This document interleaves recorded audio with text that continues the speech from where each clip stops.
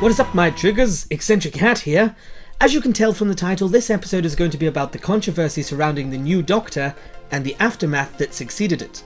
Yes, I am aware I'm a tiny bit late to the party on this one, but I will go into a fair bit more detail than the others, so I promise the wait will be worth it.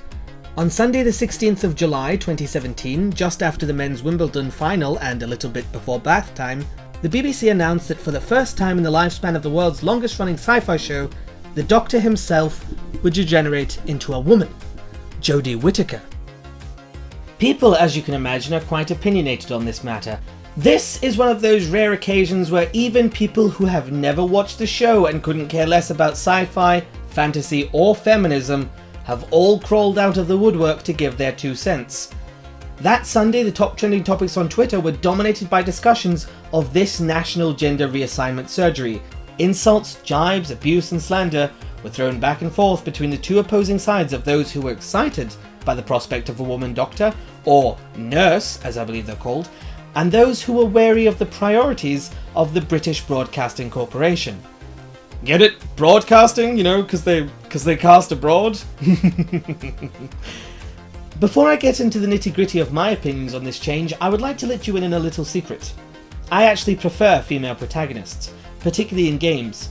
In every single game where gender's an option, whether it be World of Warcraft, Dragon Age, Skyrim, Fallout, GTA Online, or Minecraft, I will unerringly create a character of the female species. I mean, really, who wants to listen to Mark Meir play Commander Shepard when Jennifer Hale is sitting right there on the character creation menu? They're doing fine. You're the ones who should worry. Tell your friends we're coming for them. You want me to use my status to smuggle for you? I have no problem with that. Never mind. I'll tell them myself. I bring this up simply to make the point that I'm not only okay with female characters in entertainment, I personally prefer it when given the choice. And therefore my opinion on the new female Doctor is that I hate it. I hate it because this was a decision that was purely a political choice.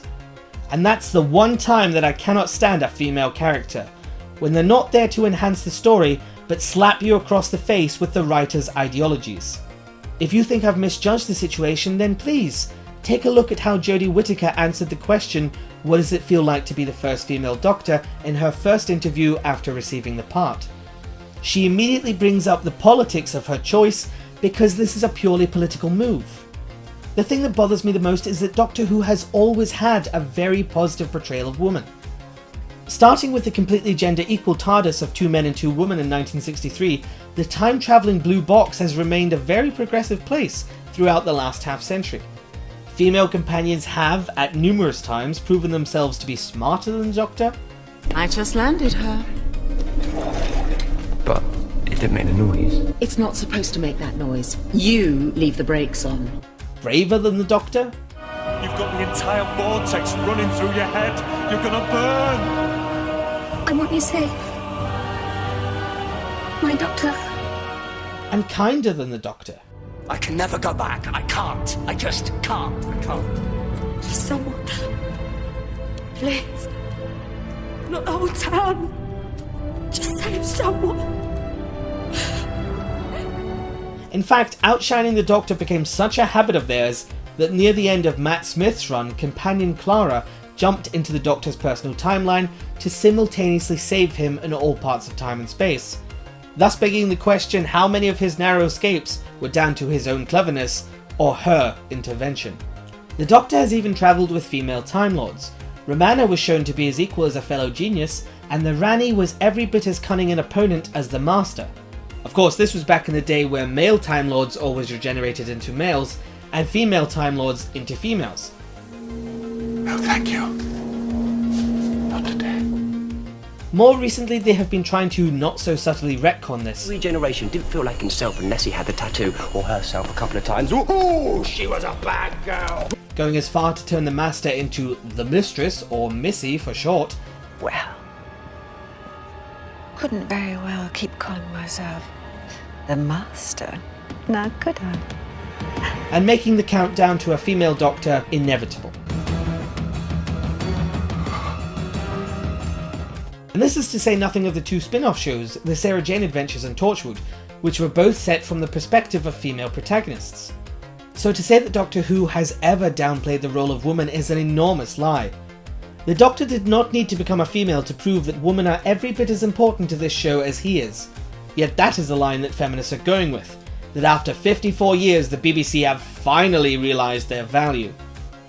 This is why people are angry. This is why people are fighting back. Television and film have had hundreds of successful franchises beloved by audience the world over that centred around female characters. Hell, Titanic smashed all box office records in 1997 and was only beaten by Avatar in 2010 because James Cameron stood on the shoulders of his 3 best known works, all of whom had female leads. Viewers have shown time and time again that when it comes to protagonists, their only prejudice is against bad writing. And therein lies the problem with the 13th Doctor.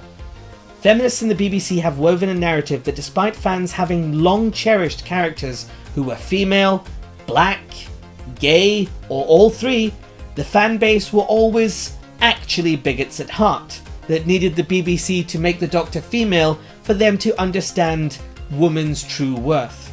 People are just sick of hearing this over and over, men and women alike, that we must all endlessly prove that we are not misogynistic by loving each and every change that progressives make to our entertainment, and should we ever have any qualms with this diet of liberal propaganda, then we will be duly cast out as mega Hitlers. Fans are feeding iconic works that they have nurtured for decades into the insatiable maw of political correctness, whose super pinky promises that after you give it just one more strong female protagonist, it will finally be satisfied. After a generation of devotees caring deeply about Doctor Who and helping it succeed as the world's longest running sci-fi show, they now have to give way to a bunch of gender activists who will likely show it as much care as they did Ghostbusters. Progressives say this is just about an interesting new direction for the series. And to that I ask, if that is the case, why have they never, not even once, campaigned to have any character anywhere made male? Would they accept it if the new Mary Poppins was swapped out for a man in order to give that series a new and interesting direction? No, I somehow don't think so. SJWs do not care about the show, or the history, or the themes, or the plots anywhere near as much as they care about whether the lead actor sits down to pee. That's all that does or will ever matter to them, and yet they have the gall to call you sexist.